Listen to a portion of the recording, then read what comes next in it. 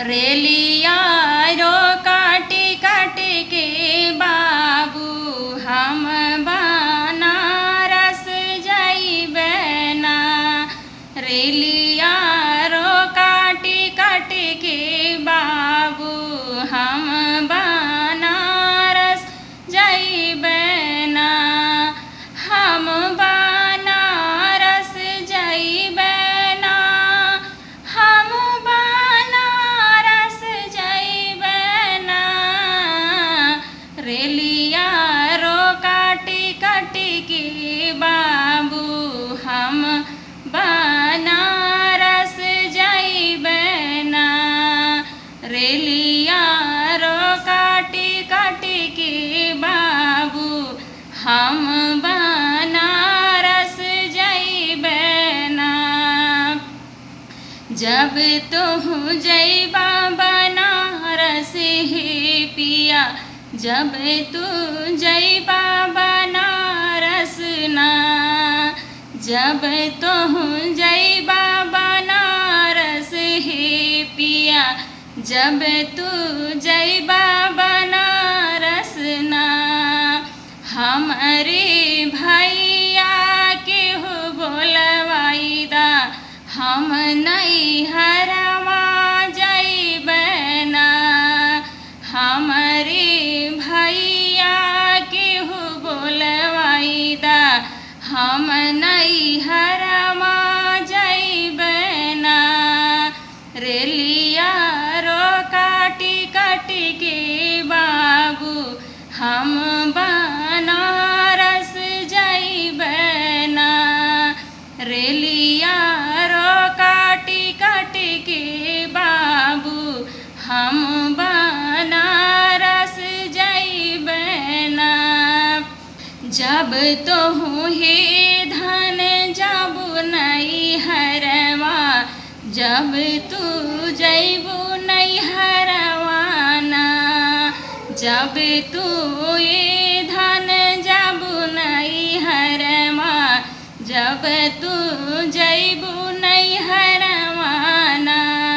जितनी लागल मोरे रुपैया, ओतना दे के जइहाना।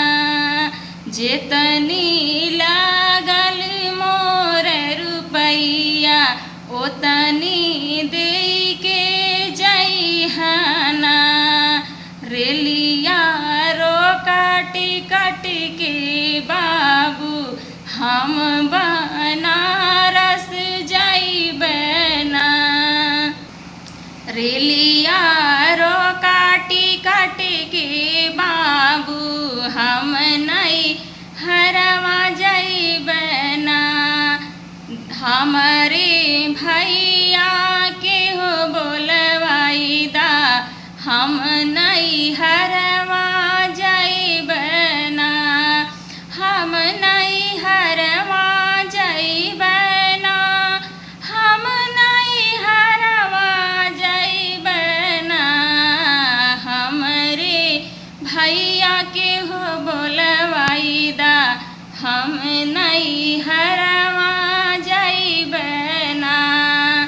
हमरे भैया के हो बोलवाइदा, हम नैहरवा जाइबे ना। रेलिया रो काटी काटी के बाबू हम बनारस जाइबे ना। जेतनी लागल तोहरी रुपैया, ओतनी दे के जइबे ना। जितनी लागल तोहरी रुपैया, ओतनी दे के जइबे ना। जैसन रहली पापा के घरवा, ओइसन कई के जइहाना।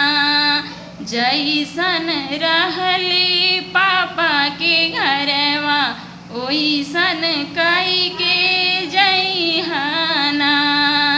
हमरे भैया के हो बोलवाइदा, हम नैहरवा जाइबना हमारी भैया केहू बोलवाई दा हम नैहरवा जाइबना हम नैहरवा जाइबना हम नैहरवा जाइबना जेतनी लागल तोहरी रुपैया ओतनी देई के जइबना जेतनी लागल तोहरी रुपैया ओतनी देई के जइबना रेलिया